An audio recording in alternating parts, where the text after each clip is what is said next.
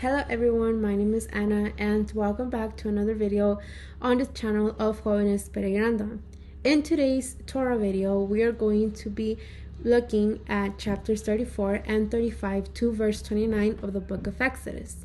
Today's video is titled, A Renewed Pact to be part of the sanctuary erected by Yeshúa, part 1.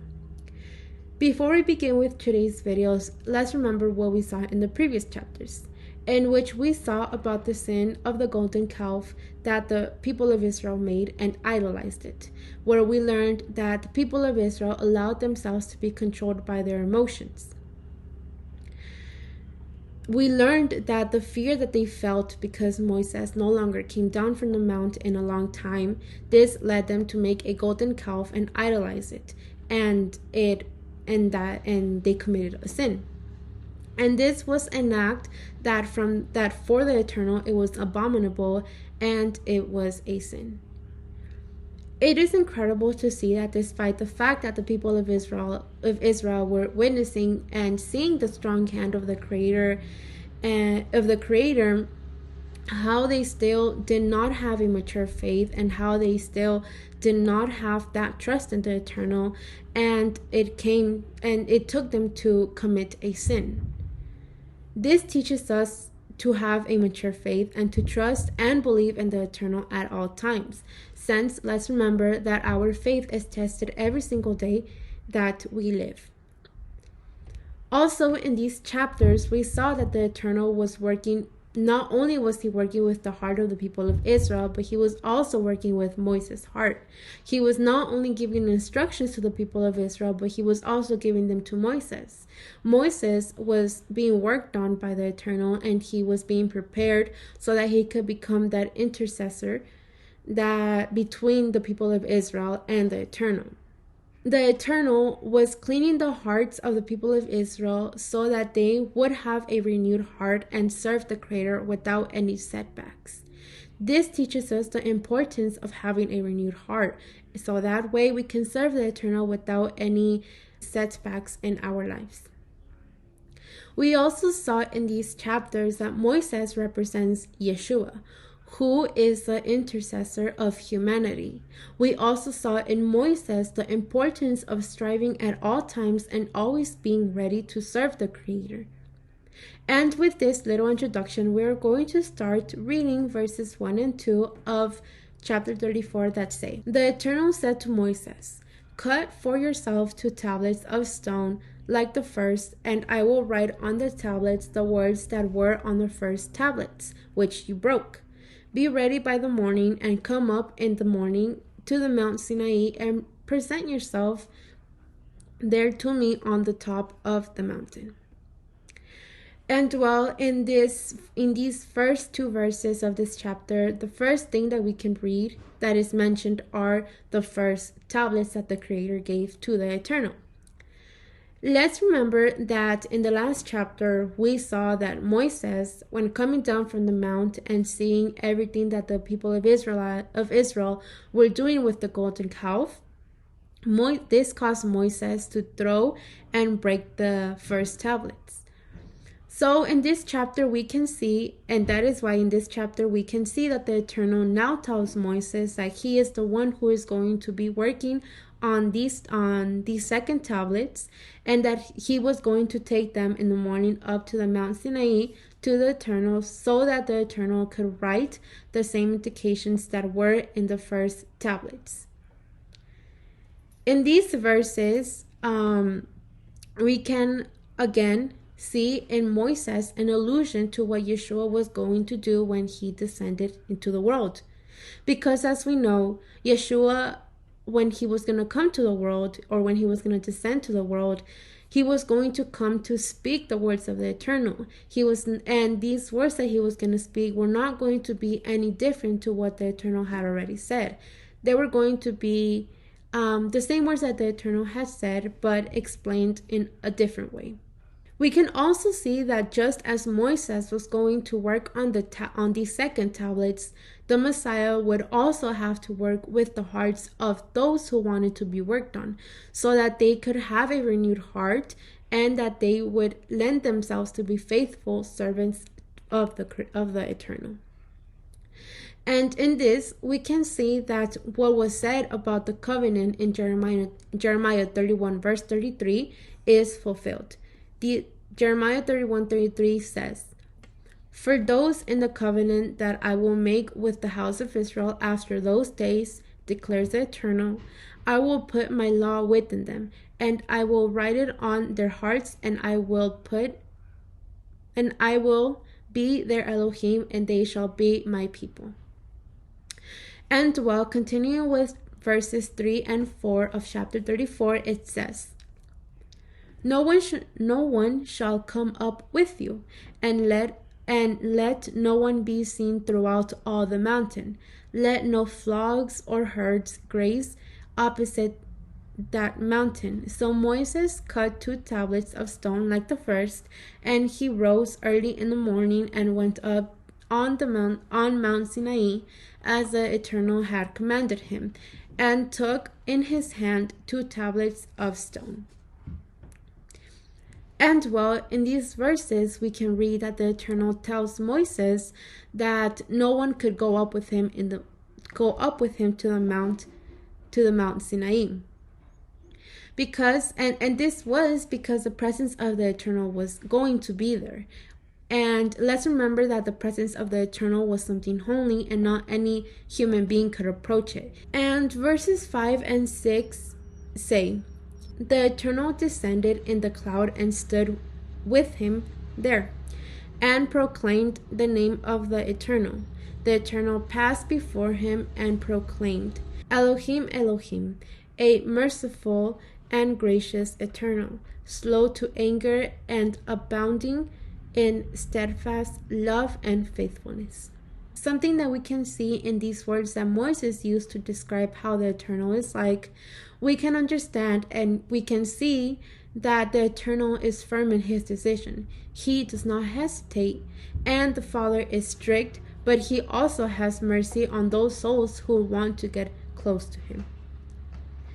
Continuing with verse 7, it says, keeping steadfast love for thousands, forgiving iniquity and transgression and sin, but who will by no means clear the guilty, visiting the iniquity of the fathers on the children and the children's children to the 3rd and 4th generation. In these verses, we can see that it talks about the sin or salvation of the father cannot fall on a son or daughter. That is to say, that the son is not destined to acquire salvation or sin, since it depends on each soul. It's up to us or up to that soul to decide to be different or to be the same as their parents, either for our own good or for our own evil. Within the scriptures, we can find many examples of characters who went through these situations that we find in these verses. One of them, or one example that we can find, is in the life of the patriarch Jacob, a man who was just and obedient before his Creator, and who had faith, but nevertheless, the first 10 children of him did not do anything pleasant before the Eternal. They chose the bad for themselves. They chose to sin against the Eternal. But on the other hand, his 11th son, Joseph, was a person who chose good and integrity. The sons of Jacob did not seek salvation for themselves, but sought to satisfy their own carnal desires and to go against the word of the Eternal. Now, we have an option as believers to choose what we want to be. If either we want the good for us, that is, to be servants of the Creator and walk in integrity before Him, or if we want the evil, that is, to satisfy our carnal desires and to go against the word of the Eternal. Continuing with verses 8 through 10, it says, And Moses quickly bowed his head toward the earth and worshipped. And he said, "If now I have found favor in your sight, O Elohim, please let the Eternal go in the midst of us, for it is a stiff-necked people, and pardon our iniquity and our sin, and take us for your inheritance." And he said, "Behold, I am making a covenant. Before all your people I will do marvels, such as have not been created in all the earth, or in any nation. And all the people among whom you are shall see the work of the Eternal, for it is an awesome thing that I will do with you." In these verses, again, we can see that Moses was interceding for the people of Israel. This is something that within the life of Moses, we can see that he does a lot, since he himself even recognized that the people of Israel were people that did not lend themselves to be worked on by the Eternal. The life of the people of Israel serves us as an example to examine our lives and to see who we really are and if our service to the Father is pleasing to him. We also see in these verses that Moses, being on the mountain, proclaims the name of the Eternal and asks him to go among them, because Moses knew how the people were and how the complaining spiritual side of the people was. In these verses, we can also see that Moses could not see the face of the Creator, since he did not have a face, but only radiant splendor. Let us remember that in the previous chapter, Moses wanted to see the face of the Creator, but the Creator told him that there is no man who has seen his face and still lives. However, we can see that the Eternal in his mercy has provided the means of approach for humanity and himself. In this case, Moses was being prepared to be that means of reconciliation between the people and the Eternal. But now, in our days, Yeshúa is that means of reconciliation between humanity and the Father. In verses 1 and 12, we can see that the intention of the Eternal, since he brought the people of Israel out of Egypt, was to take them directly to the promised land. However, because of their hard hearts, they walked in the desert for a long time in order to be tested, because they did not want to obey the Eternal and did not want to trust in him. In these verses, we can also see that the Eternal's purpose was to have a people that is light among the nations, a consecrated and obedient people. But sadly, the people did not fulfill this, and yet they corrupted themselves with the other nations. They decided to idolize or to commit idolatry with the other gods of the nations, and they decided to assimilate themselves to what the people of the other nations did. In these verses, we can also see that the Eternal tells Moses not to make alliances with the nations that they were going to conquer, something that the people of Israel did not obey, because in the time of Joshua, when the people of Israel finally conquered the promised land, we can read in the book of Joshua that the people of Israel started to make alliances with those who lived in the nations. This purpose of the Eternal of not making alliances with the nations was for the own good of the people, since they were not going to assimilate, nor was there going to be sin or idolatry among them. But nevertheless, the people, for not obeying the Eternal, little by little they began assimilating themselves and corrupting themselves with the nations. Now, just as the Eternal wants his people to be consecrated, obedient, and light among the nations, he has now given us the opportunity to return to him with sincerity and not under a false emotion.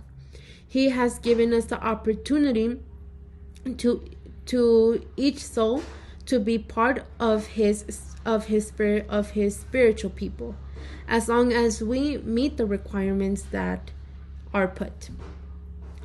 Continuing with verses 13 and 14, they say, "You shall tear down their altars and break their pillars, and cut down their asherim, for you shall worship no other God. For the Eternal, whose name is jealous, is a jealous Elohim." In these verses, we can read that it says that the Eternal is jealous.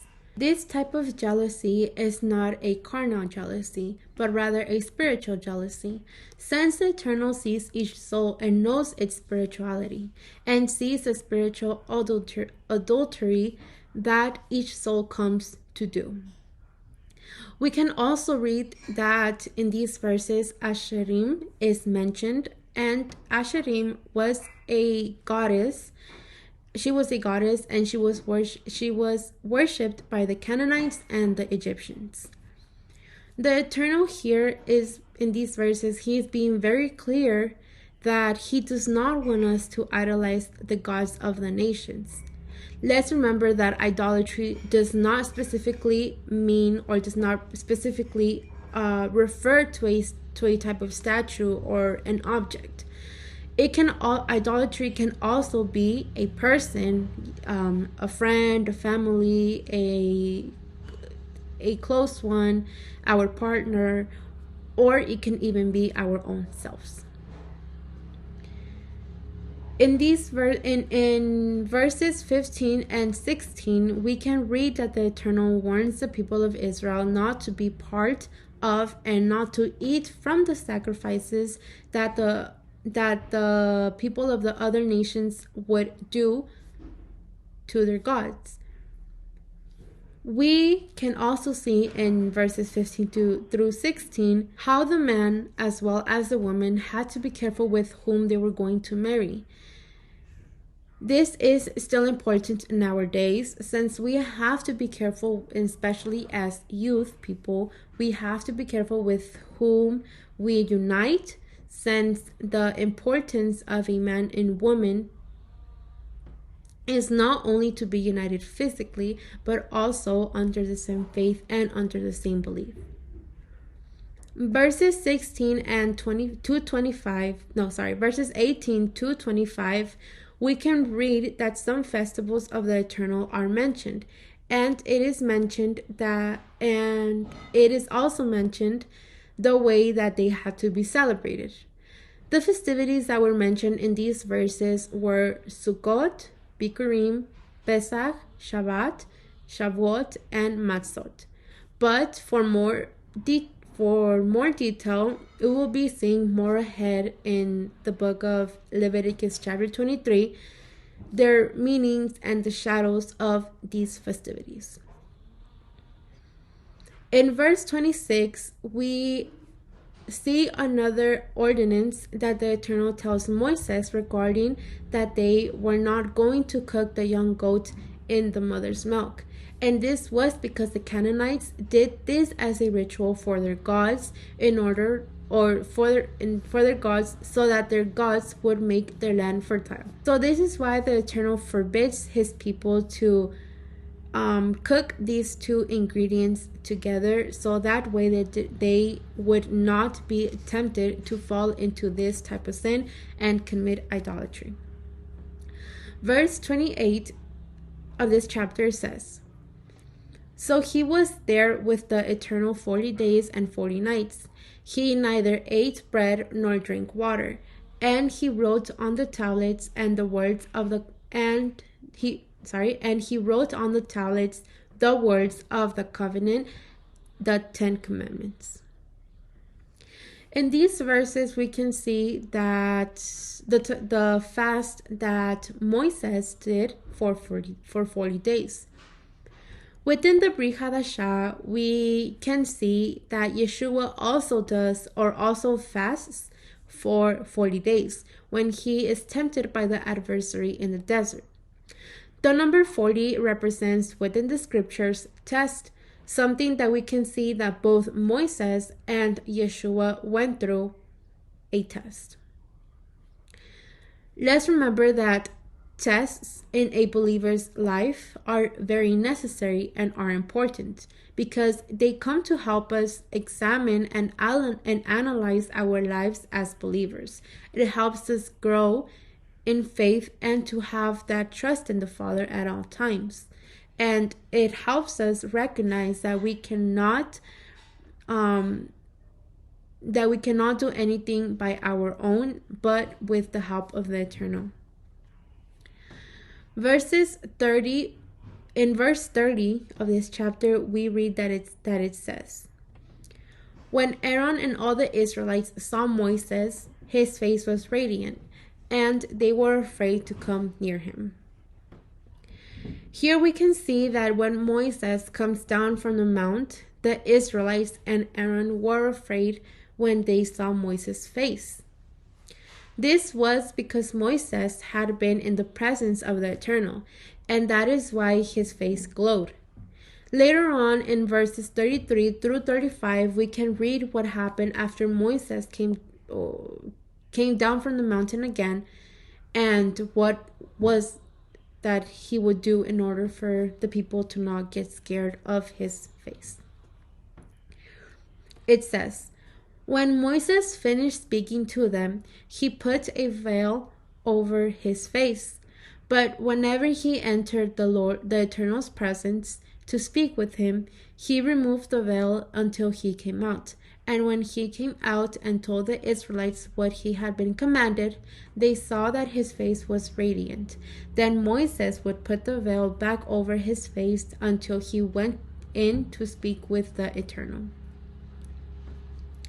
In these verses, we can see how Moses had to cover his face because of the fear that the people of Israel had. This veil that Moses had to put on comes to represent something in the scriptures. That veil that Moses would put on represents the veil that Yeshúa came to remove when he comes to the earth.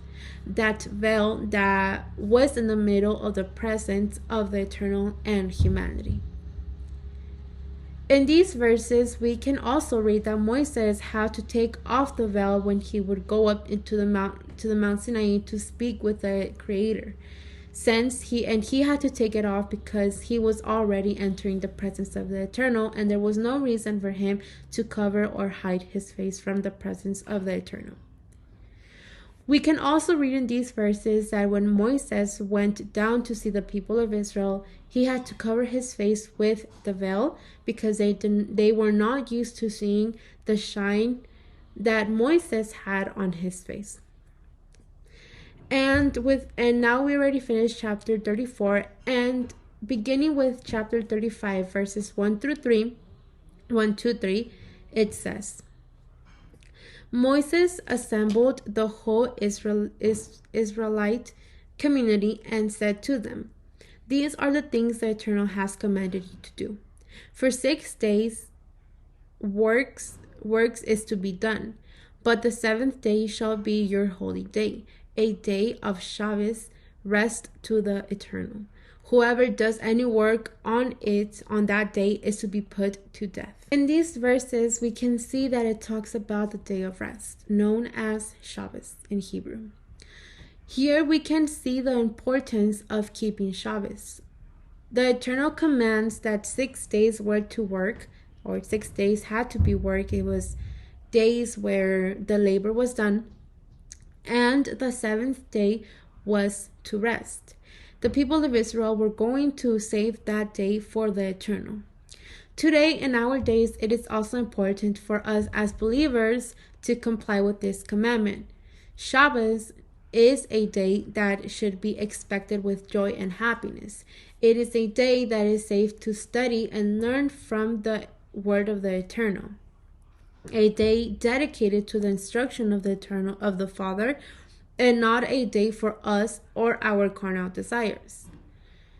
From verses 4 to 19, the Eternal commands Moses to tell the people of Israel to make a voluntary offering towards the Mishkan.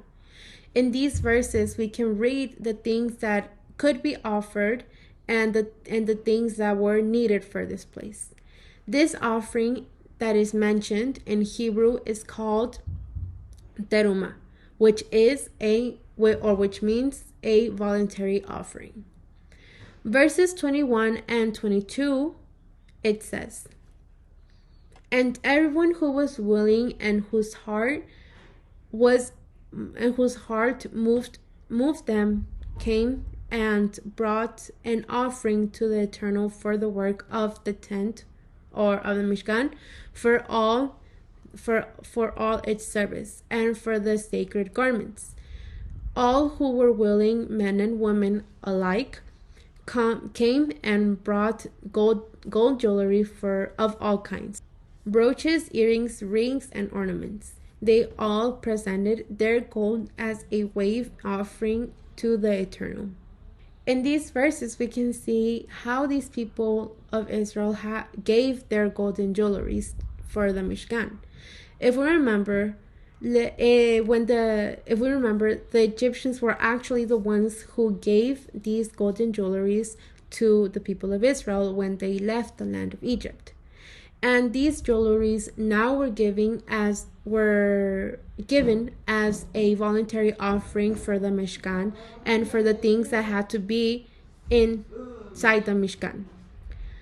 Verses 23 and 26, it describes the things that the women and men could bring for the Mishkan.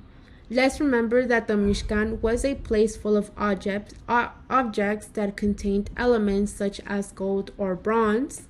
It contained wood, fabrics, fine linen, twine, and goat hair, and other elements. In verses 27 and 28, we can even read the importance that the oil was going to take inside the Mishkan.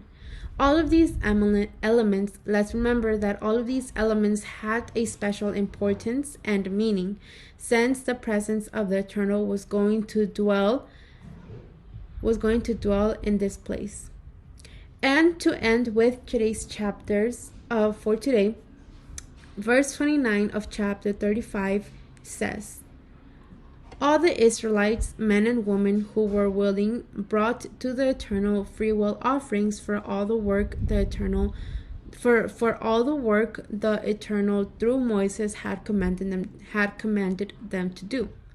And from what we have been able to read so far, most of the people of Israel were allowed themselves or collaborated with the elements that were required for the Mishkan, so that this place would be perfect for the presence of the Eternal to occupy.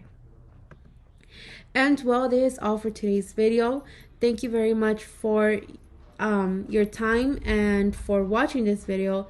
If you like this video, you could give it a thumbs up.